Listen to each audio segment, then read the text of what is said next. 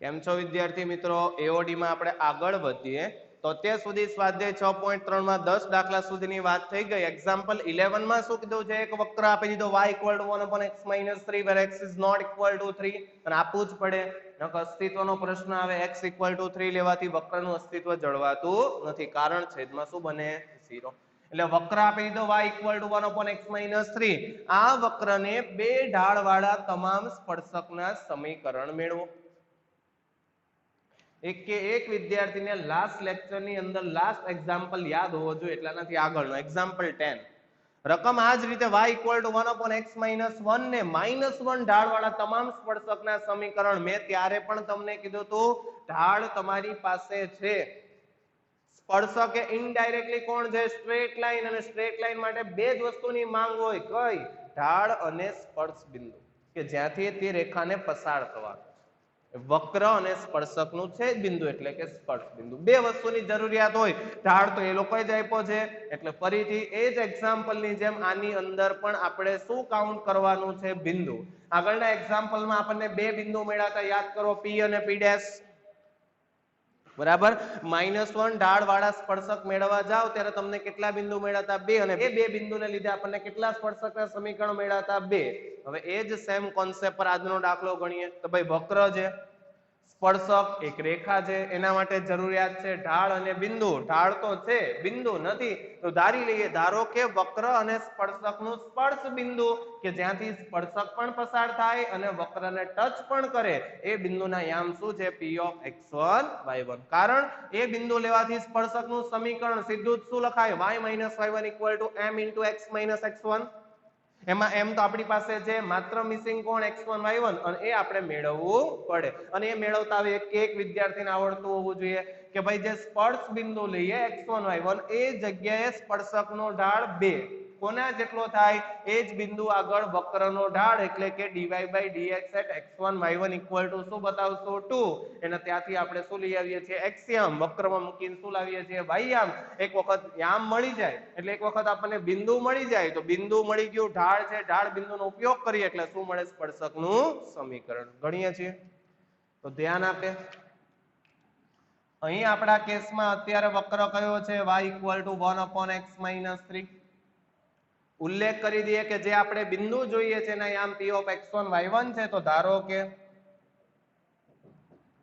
સ્પર્શક અને વક્રનું સ્પર્શ બિંદુ શું ધારી લઈએ છીએ? Px1 y1 છે. ઉલ્લેખ કરી દો.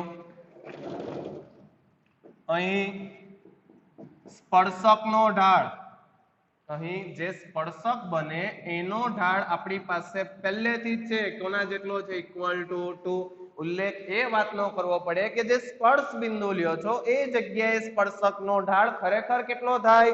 એ જ સ્પર્શ બિંદુ આગળ વક્રનો ઢાળ. તો હવે Px1 y1 આગળ સ્પર્શકનો ઢાળ બરાબર જ શું થાય વિદ્યાર્થીઓ?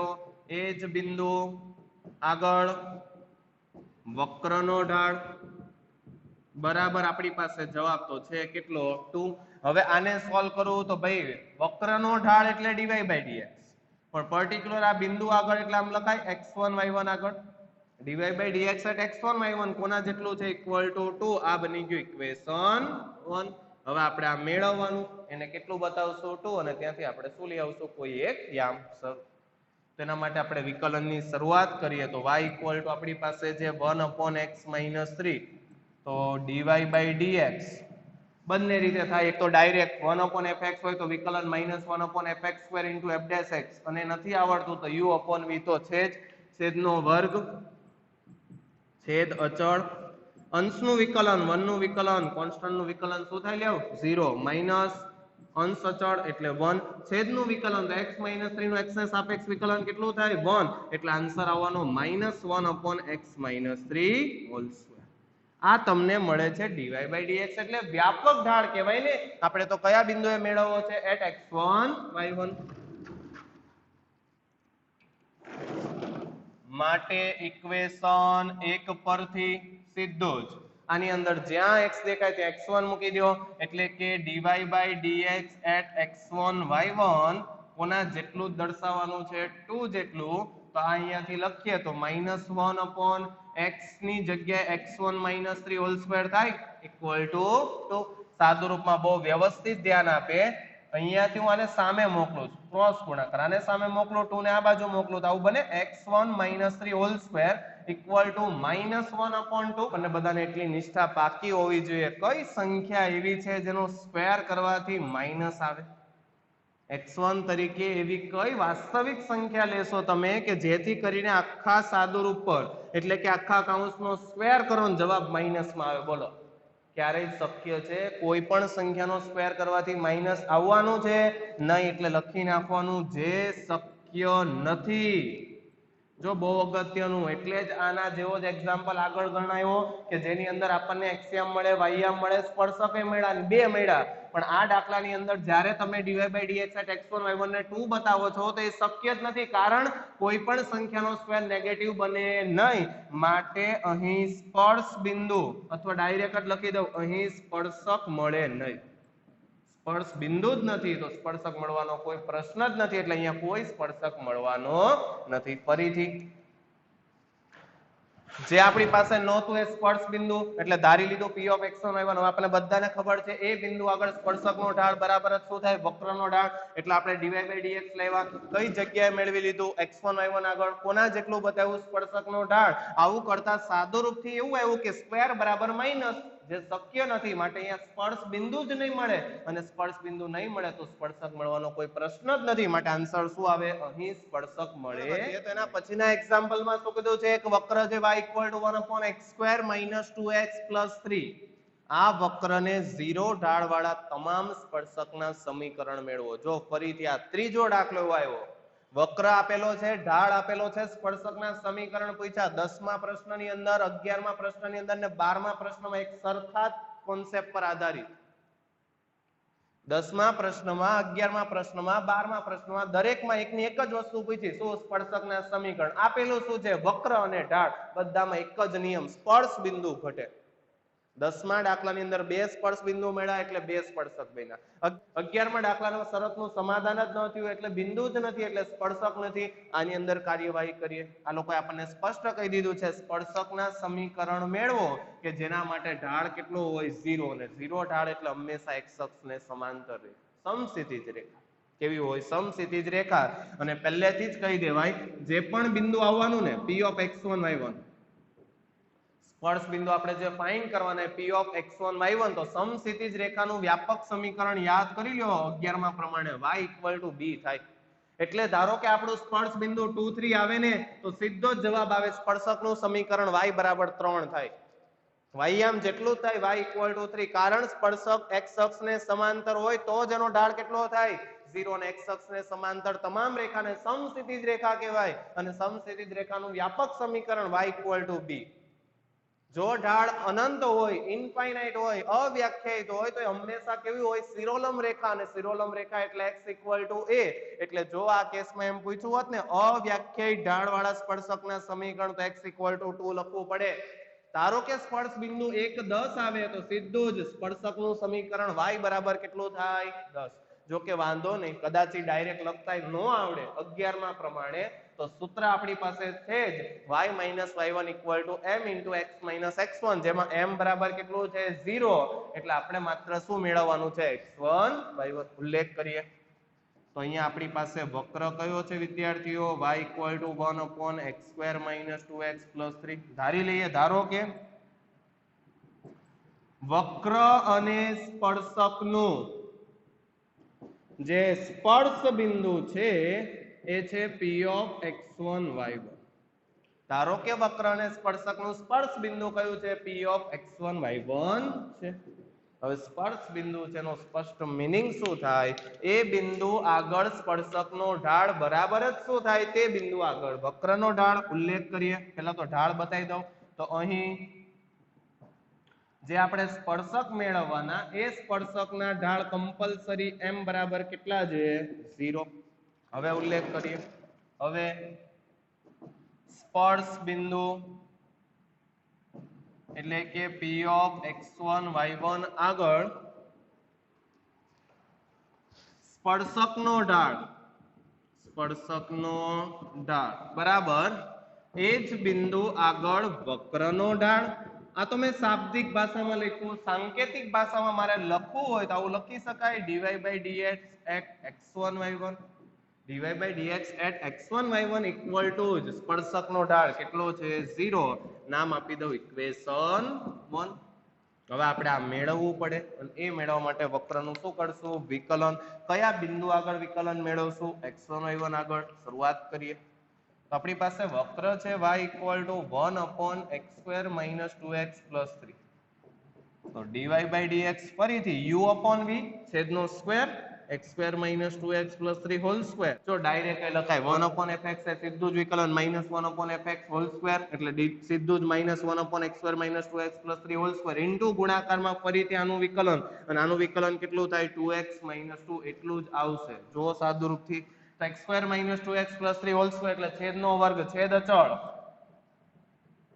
એટલે બધી રીતે ફાવટ હોવી જોઈએ વિકલનમાં. અંશનું વિકલન કેટલું થાય 1 એ કોણ છે કોન્સ્ટન્ટ નંબર ને કોન્સ્ટન્ટ નંબરનું ડિફરન્શિએશન કેટલું થાય 0 માઈનસ અંશ અચળ છેદનું વિકલન આનું વિકલન કરો x square minus 2x plus 3 એનું વિકલન શું થાય 2x minus 2. વિદ્યાર્થીઓ 0 સાથે ગુણાકાર તો 0 થાય તો અહીંયાથી માત્ર શું વધવાનું minus in bracket 2x minus 2 divide by x square minus 2x plus 3 whole square. આ બને. આ તો આપણને શું મળ્યું વિદ્યાર્થીઓ dy by dx. આપણે કઈ જગ્યાએ મેળવવાનું at x1 y1 ઉલ્લેખ કરીએ માટે dy by dx at x1 y1 જ્યાં x દેખાય ત્યાં હવે શું લખવું પડે x1 તો આનો રિવર્સ લખી દઉં માઈનસ વડે ગુણાકાર કરો એટલે માઈનસ માઈનસ પાછળનું કેવું બને પ્લસ અને આગળનું કેવું બને માઈનસ. તો ડાયરેક્ટ લખું 2 minus 2x1 કહેવાય. શું થાય માઈનસ માઈનસ પ્લસ 2 અહીંયા માઈનસ 2x લખવાનું શું 2x1 કારણ કઈ જગ્યાએ મેળવીએ છીએ x1 y1 અને છેદમાં શું આવવાનું x1 whole square minus 2x1 plus 3 whole square બને. તો આ આપણી પાસે શું આવી ગયું dy by dx at x1 y1. આપણી પાસે ઇક્વેશન 1 પ્રમાણે આનો એક્ઝેક્ટ જવાબ કેટલો છે 0 દર્શાવીએ. જો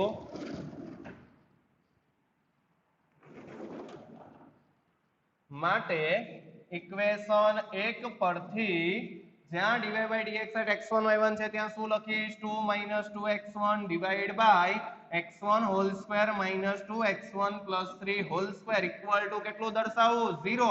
હવે કોઈ પણ ગુણોત્તર હોય 0 ક્યારે આવેલી આવ અંશ શું થવો જોઈએ 0 તો ઇમ્પ્લાઇઝ 2 minus 2x1 ને શું બનવું પડે 0. માટે 2x1 equal to શું થાય 2 તો x1 equal to કેટલું આવી ગયું 1.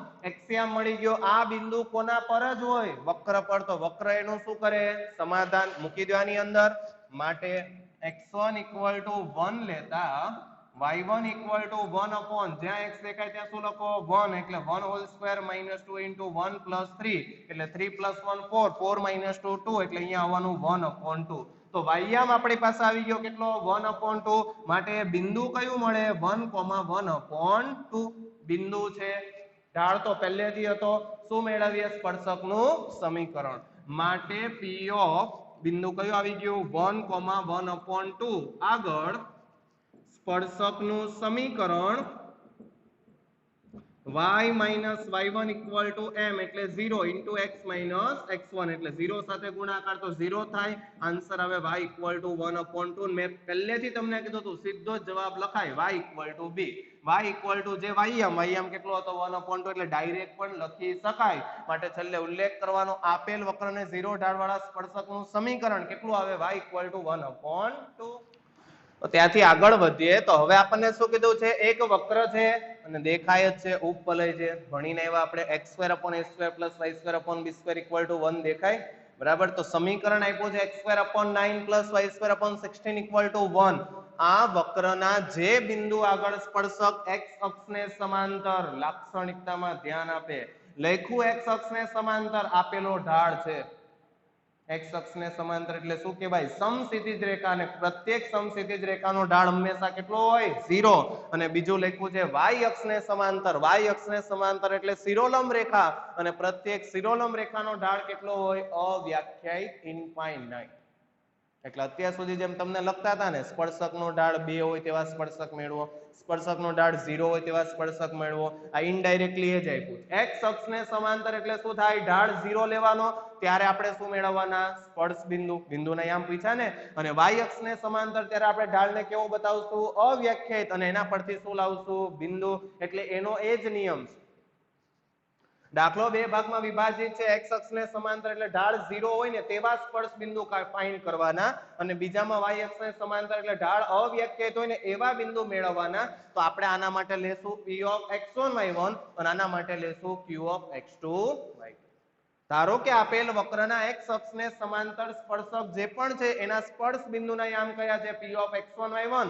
અને જે જગ્યાએ y અક્ષને સમાંતર સ્પર્શક જાય છે એના સ્પર્શ બિંદુના યામ આપણે ધારી લઈએ q of x2 y2. ઉલ્લેખ કરીએ મુજબ આગળ વધીએ. તો જો વક્ર લખીએ તો પહેલા આપણને વક્ર આપેલો છે x²/9 + y²/16 = 1. બરાબર. હવે પહેલા માટે ગણતરી કરવી છે એટલે ઉલ્લેખ કરું, x અક્ષને સમાંતર સ્પર્શક અને વક્રનું સ્પર્શ બિંદુ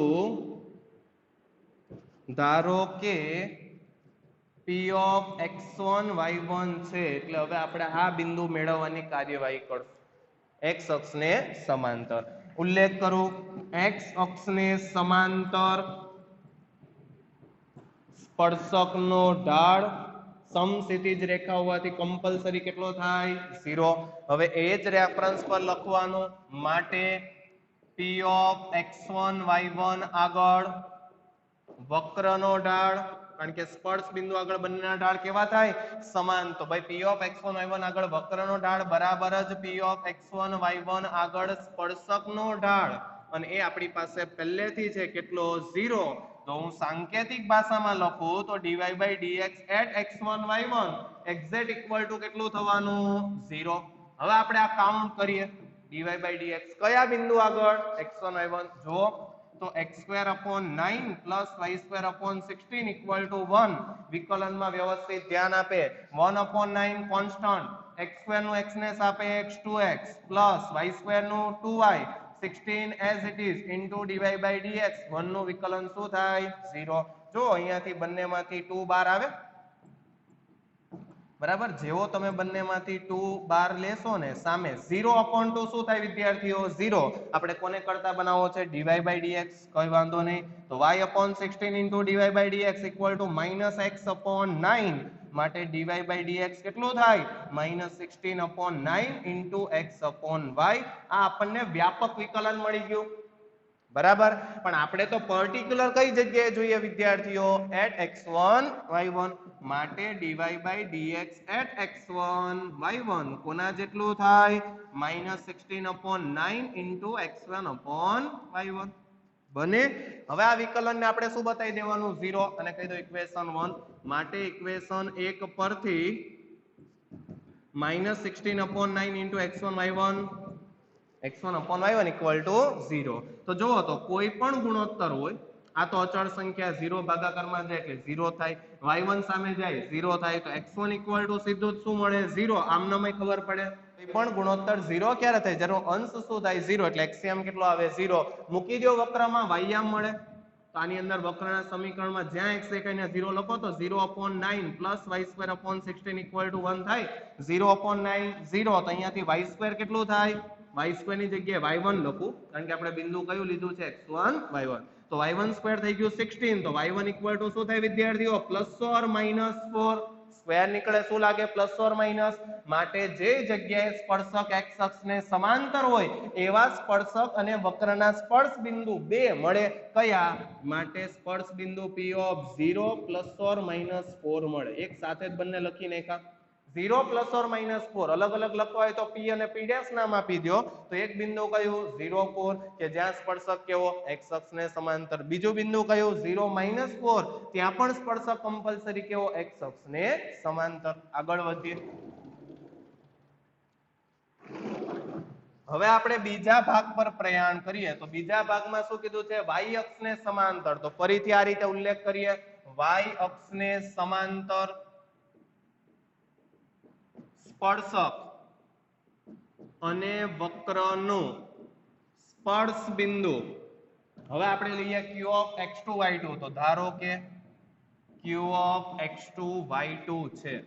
પહેલામાં x1 y1 લીધું, તો હવે શું લઈએ? x2 y2. માટે y અક્ષને સમાંતર સ્પર્શકનો ઢાળ, જો y અક્ષને સમાંતર એટલે શિરોલંબ થાય ને, શિરોલંબ કોઈ પણ રેખાનો ઢાળ અવ્યાખ્યાયિત હોય, અને અવ્યાખ્યાયિત ક્યારે થાય? જ્યારે એનો છેદ શું થતો હોય? 0. માટે q ઓફ x2 y2 આગળ સ્પર્શકનો ઢાળ બરાબર એ જ બિંદુ આગળ વક્રનો ઢાળ બરાબર dy by dx at x2 y2 કોના જેટલું થાય? ઇન્ફાઇનાઇટ.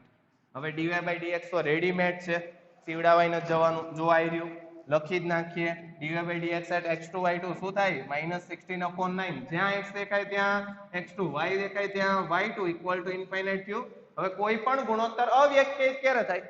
કોઈ પણ ગુણોત્તર 0 ક્યારે થાય? અંશ 0 થાય ત્યારે. તો કોઈ પણ ગુણોત્તર અવ્યાખ્યાયિત ક્યારે થાય? જ્યારે એનો છેદ 0 થાય, અને છેદમાં 9 તો 0 થવાનું નથી. તો અહીંયાથી ખબર પડે y2 શું બને? 0. વાયમ મળી ગયો. આમાં એક્સિયમ મળતો હતો, આમાં શું મળે? વાયમ. મૂકી દો વક્ર પર, કારણ કે વક્ર એનું શું કરે? સમાધાન. તો વક્રના સમીકરણમાં શું લખાય? x2 whole square upon 9 plus y2 whole square upon 16 equal to 1. Value મૂકી દો, તો x2 whole square upon 9 plus 0 equal to 1 થાય.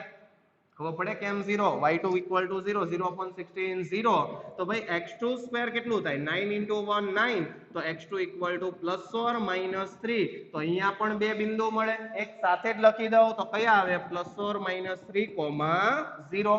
માટે છેલ્લે ફાઇનલી ઉલ્લેખ કરવાનો, x અક્ષને સમાંતર જે પણ સ્પર્શક મળે તેને સંગત સ્પર્શ બિંદુ કયું આવે વિદ્યાર્થીઓ? 0 પ્લસ ઓર માઇનસ 4. અને એ જ રીતે જે y અક્ષને સમાંતર સ્પર્શક મળે એનું અને વક્રનું સ્પર્શ બિંદુ કયું આવવાનું? Plus or minus 3,0.